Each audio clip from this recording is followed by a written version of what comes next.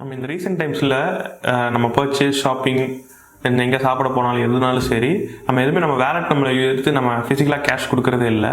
So அதை நம்ம digital வேர்ல்டில் வந்துட்டு நம்ம எல்லாமே நெட் பேங்கிங் அந்த மாதிரி தான் பண்ணிகிட்ருக்கோம். ஸோ அதனோட நெக்ஸ்ட் வெர்ஷன் வந்து இந்த கூகுள் பே, அமேசான் பே, ஃபோன்பே இதெல்லாம் நம்ம யூஸ் பண்ணுறோம். ஸோ நம்ம எங்கே போனாலுமே அவங்ககிட்ட உங்கள் நம்பர் சொல்லுங்கள் எதுவுமே கேட்குறதில்ல. அதுக்கு அவங்க வச்சுருக்க மெக்கானிசம் தான் வந்துட்டு அந்த கியூஆர் கோட் நம்ம ஸ்கேன் பண்ணுறோம். ஸோ நம்ம எப்படி அதை ஸ்கேன் பண்ணி எப்படி அது பேக்கெண்டில் ப்ராசஸ் ஆகி போகுது, தென் அதோட ஹிஸ்ட்ரி என்ன, அது எப்படி வந்தது, அதோட ரிஸ்க் ஃபேக்டர்ஸ் என்னென்ன இருக்குது, இதெல்லாம் தான் நம்ம இந்த வீடியோவில் பார்க்க போகிறோம். So welcome to the show how and why. வாங்க வீடியோக்குள்ள போகிறோம்.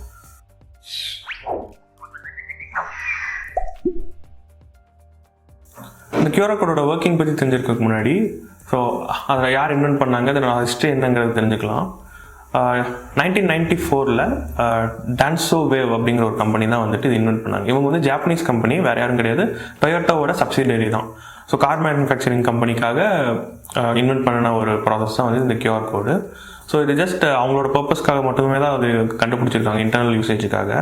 அந்த காரோட மேனுஃபேக்சரிங், தென் ஆட்டோமேஷன், அந்த பார்ட்ஸ் எல்லாம் எந்த அளவுக்கு இன் அண்ட் அவுட் போயிட்டுருக்கு, ஸோ இது எல்லாத்தையுமே ஒரு ட்ராக் வச்சுக்கிறதுக்காக தான் அவங்க இன்டர்னலாக வந்துட்டு கண்டுபிடிச்சது தான் ஒரு கியூஆர் கோடுங்கிற ஒரு கான்செப்டே. தென் இது நாளாக வந்து எல்லாரும் அது ஃபாலோ பண்ண ஆரம்பித்தாங்க, ஸ்டார்டிங் ஃப்ரம் 1994. இப்போ வரைக்கும் வந்து நம்ம அதை யூஸ் பண்ணிட்டு தான் இருக்கோம் நம்மளோட ரியல் வேர்ல்டில். இதில் மெயினாக வந்துட்டு பார்த்தீங்கன்னா இந்த இன்வென்ட்ரி மேனேஜ்மெண்ட், தென் வேர்ஹவுஸ் மேனேஜ்மெண்ட் அப்படின்னு சொல்லுவாங்க. இன்வென்ட்ரினா இப்போது ஸ்டாக்ஸ், அதாவது இப்போ நீங்கள் ஃப்ளிப்கார்ட் ஆகட்டும், அமேசானில் ஷாப்பிங் பண்ணுறீங்க, அந்த ஸ்டாக் எல்லாமே வந்துட்டு ஒரு இன்வென்ட்ரிலேயே டேட்டா வேர்ஹவுஸ்னு சொல்லுவாங்க, அங்கெல்லாம் வச்சுருப்பாங்க.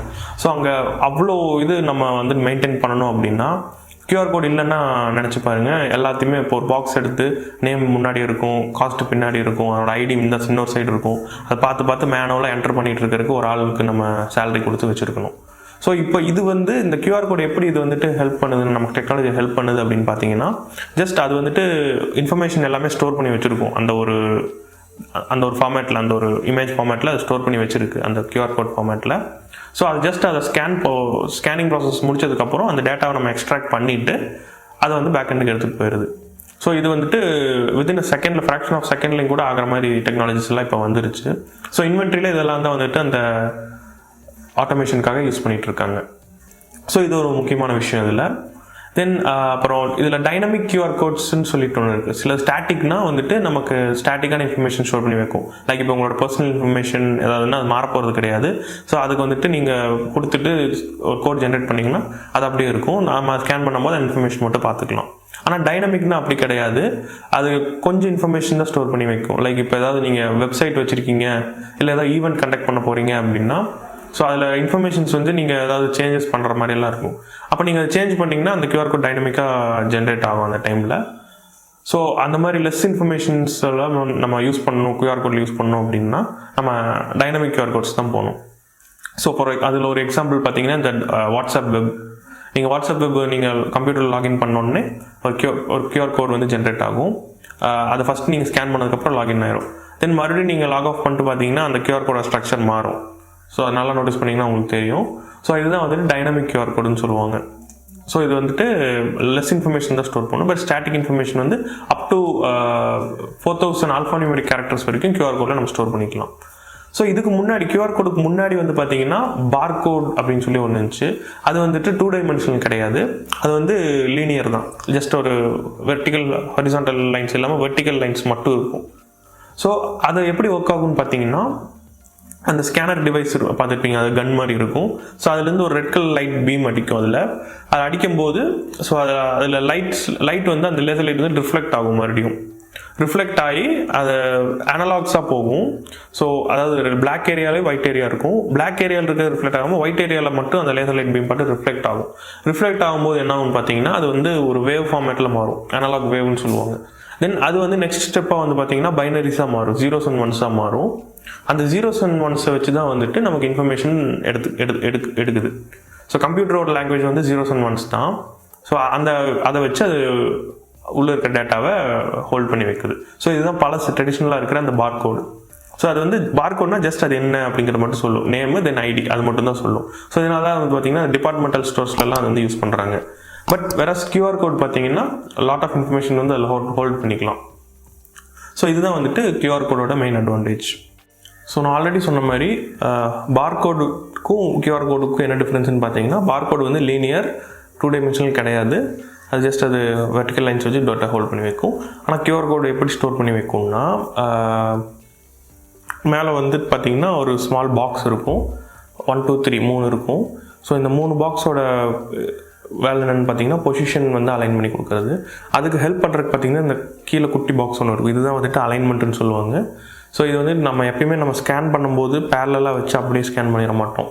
சப்போஸ் நம்ம ஏதாவது லெஃப்ட்டில் கொஞ்சம் டில்ட் பண்ணியிருந்தாலோ ரைட்டில் கொஞ்சம் அதிகமாக டில்ட் பண்ணியிருந்தாலோ இந்த அட்ஜஸ்ட்மெண்ட்டுக்காக தான் வந்துட்டு அது யூஸ் பண்ணுறோம் அந்த 4 பாக்ஸை. தென் இது மட்டும் இல்லை, நடுவில் இருக்க அந்த டேட்டா வந்து எப்படி ஸ்டோர் ஆகிருக்கும் அப்படின்னு பார்த்தீங்கன்னா 3 கேட்டகரி இருக்குது.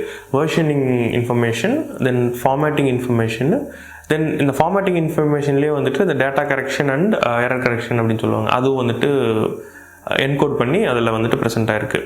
ஸோ ஃபஸ்ட்டு இந்த வெர்ஷனிங் இன்ஃபர்மேஷன்னா என்னென்னு பார்த்தீங்கன்னா அது வந்து QR கோடோட சைஸை டிட்டர்மைன் பண்ணுறதுக்காக வச்சுருக்கிறது அந்த வெர்ஷனிங் இன்ஃபர்மேஷன் சொல்லுவாங்க. ஸோ அது எவ்வளோ மாடியூல்ஸ் உள்ளே இருக்குது அப்படிங்கிறதெல்லாம் டிட்டர்மைன் பண்ணிடும் ஃபஸ்ட் லெவலில். தென் ஃபார்மேட்டிங் இன்ஃபர்மேஷன் பார்த்தீங்கன்னா ஃபார்மேட்டிங் இன்ஃபர்மேஷன் மாதிரி டேட்டா கரெக்ஷன் எரர் கரெக்ஷன் பார்த்தலாம். டேட்டா கரெக்ஷன் எரர் கரெக்ஷன் என்னென்னா, ஃபார் எக்ஸாம்பிள் இப்போ ஒரு டேட்டா வந்து தப்பாக ரிட்ரைவ் ஆகுது, நம்ம கேமராலேருந்து தப்பாக ரிட்ரைவ் ஆகுது அப்படின்னா ஒரு 4 லெவல் இருக்கும். லெவல் QLMH அப்படின்னு சொல்லுவாங்க. இந்த 4 லெவலில் அது சம் பைனரி பிட் ஆப்ரேஷன்ஸ் எல்லாம் பண்ணி கரெக்டாக நமக்கு இந்த காம்பினேஷனில் டேட்டாவை ரிட்ரைவ் பண்ணி கொடுக்கும். ஸோ இது வந்துட்டு சப்போஸ் தப்பாக டேட்டா ரிட்ரைவ் பண்ணிச்சுனாலும் அது வந்துட்டு நமக்கு கரெக்ட் பண்ணி கொடுக்குறதுக்காக தான் இந்த டேட்டா கரெக்ஷன் எரர் கரெக்ஷன் வச்சுருக்காங்க. ஸோ இதையும் மாஸ்க் அந்த டேட்டாவோட பேட்டர்ன் வந்து மாஸ்க் பண்ணி வைக்கணும். ஸோ அந்த ரெண்டையும் என்கோட் பண்ணி வைக்கிறதோட வேலை தான் வந்துட்டு ஃபார்மேட் இன்ஃபர்மேஷனுங்கிறதோட பர்பஸ். ஸோ தென் அதுக்கப்புறம் வந்து பார்த்திங்கன்னா இந்த 4 பாக்ஸ் வந்துட்டு அந்த அலைன்மெண்ட்டுக்கு போகும். ஸோ இதெல்லாமே சேர்ந்தது தான் பார்த்திங்கன்னா ஒரு QR கோட். ஸோ இப்போ வரைக்கும் நம்ம பார்கோட்லேருந்து QR கோட் வரைக்கும் எப்படி ஒர்க் ஆகுதுங்கிறத பார்த்தோம். ஸோ இது வந்துட்டு இதனோட அட்வான்டேஜஸ் தென் ரியல் டைமில் நமக்கு எப்படி எல்லாம் யூஸ் பண்ணுறோங்கிற ஒரு சாம்பிள் பார்ப்போம். ஸோ இப்போ டைனமிக் QR கோட்ஸ் எல்லாம் வந்து பார்த்திங்கன்னா நம்ம பஸ் ஸ்டேஷன்ஸில் தென் ரயில்வேஸில் எல்லாம் வந்து யூஸ் பண்ணுறாங்க. இப்போ நம்ம ஸ்கேன் பண்ணோடனே நெக்ஸ்ட் ட்ரெயினோட ஷெட்யூலில் அந்த மாதிரி இன்ஃபர்மேஷன்ஸ் எல்லாம் வரும். அது ஃப்ரீக்வெண்ட்டாக மாறிட்டே இருக்கும். ஸோ அதனால் அவங்க அந்த QR கோடில் அந்த மாதிரி ரெப்ரசென்ட் பண்ணிடுறாங்க. ஸோ இது ஒரு கேஸு. தென் ஹோட்டல்ஸ்லலாம் நம்ம போனோம் அப்படின்னா ஏதாவது நம்ம வெளியிலேருந்தே பார்க்கணும் அப்படின்னா அந்த மெனு இன்றைக்கி என்ன மெனு அப்படிங்கிறது அதில் இருக்கும். ஸோ அதை நம்ம வெளியிலேருந்தே ஸ்கேன் பண்ணி பார்த்துக்கலாம். ஸோ அந்த மாதிரி இன்ஃபர்மேஷனுக்காகலாம் யூஸ் பண்ணலாம். இது ஒன்று. தென் மெயினாக இந்த ஸ்டாட்டிக் QR கோட்ஸ் எல்லாம் வந்து பார்த்திங்கன்னா நம்மளோட இன்ஃபர்மேஷன் ஸ்டோர் பண்ணிக்கிற டேட்டாபேஸில் இருக்கிறதுக்கு தென் வேர் ஹவுஸ் மெயின்டெனன்ஸ் இது எல்லாத்துக்குமே தான் வந்து பார்த்திங்கன்னா இந்த ஸ்டாட்டிக் QR கோட் வந்து நம்ம யூஸ் பண்ணுறோம். பார்கோட்ஸ் வந்து ஸ்டில் யூஸ் பண்ணிட்டு தான் இருக்காங்க. இல்லை இந்த டிபார்ட்மெண்டல் ஸ்டோர்ஸில் வந்துட்டு எவ்வளோ இன் ஆயிருக்கு, செக்இன் செக் அவுட்டெல்லாம் வச்சு அதை வச்சு ட்ராக் பண்ணிக்குவாங்க. மோரோவர் அந்த டேட்டாலாம் ஸ்டோர் பண்ணிவிட்டு அதை விஷுவலைஸ் பண்ணிக்கிறதுக்கு அந்த விஷுவலைசேஷன்ஸ் எல்லாம் வச்சுருப்பாங்க. லைக் ஏதாவது இந்த டேப்லியூ அந்த மாதிரியான டூல்ஸ் எல்லாம் யூஸ் பண்ணி டேட்டா விஷுவலைசேஷனும் பண்ணி ஸோ அது எல்லாத்துக்குமே வந்து பார்த்திங்கன்னா இந்த பார்கோட் வந்து ஹெல்ப் பண்ணும் நமக்கு. ஸோ இதில் இவ்வளோ நல்ல விஷயம் இருந்தாலுமே சில கெட்ட விஷயங்களும் இருக்குது. என்னென்னு பார்த்தீங்கன்னா இப்போது ஹேக்கர்ஸ் அட்டாக்கர்ஸ் எல்லாம் வந்து பார்த்திங்கன்னா இது ஈஸியாக வந்துட்டு யூட்டிலைஸ் பண்ணி நம்மளை விக்டிம் ஆக்கிடுவாங்க. இப்போது இது இல்லாமல் கூட நம்ம ஏதாவது ஃபிஷிங் மெயிலெல்லாம் நம்ம வந்ததுன்னா அந்த லிங்கை கிளிக் பண்ணால் தான் ப்ராப்ளம் ஆகும்னு சொல்லுவாங்க. பட் ஆனால் இது அப்படி கிடையாது. நம்ம அதையும் பைபாஸ் பண்ணி போயிடும். ஜஸ்ட் ஸ்கேன் பண்ணதுக்கப்புறம் அடுத்த ப்ராசஸ்க்கே நேவிகேட் ஆயிரும். ஸோ அதுதான் வந்து QR கோடோட அந்த குயிக் ரெஸ்பான்ஸ்னு சொல்லுவாங்க. அதுதான் QRோட எக்ஸ்பென்ஷனே. ஸோ அப்படி இருக்கிறனால என்ன ஆயிருதுன்னு பார்த்தீங்கன்னா இப்போ அவங்க ஏதாவது ஒரு டேட்டா என்கிரிப்ட் பண்ணி நம்மளை விக்டிமாக இருக்கிறதுக்காக அதை வந்து என்கிரிப்ட் பண்ணி அங்கே வச்சிடுறாங்க.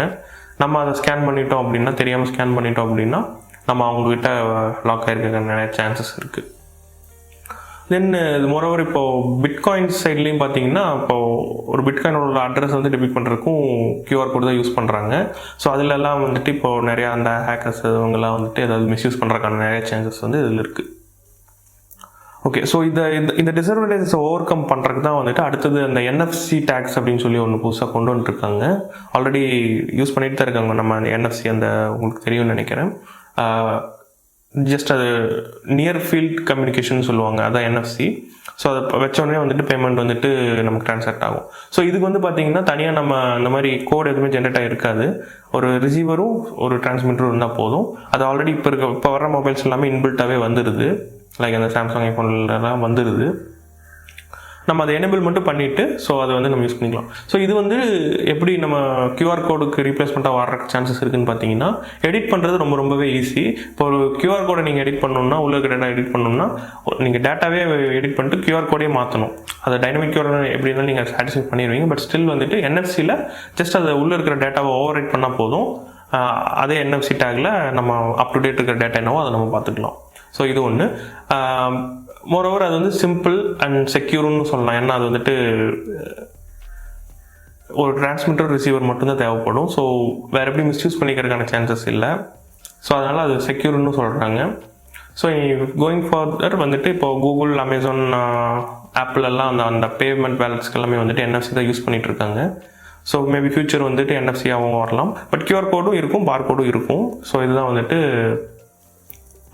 ஃபியூச்சரோட இதாக இருக்கும். ஸோ இதனோட ஹெல்ப் எந்த அளவுக்கு நமக்கு கிடைக்குது அப்படிங்கிறது இப்போ நீங்கள் நம்ம ரியல் டைம் வேர்ல்ட்லேயே நீங்களே பார்க்குறீங்க.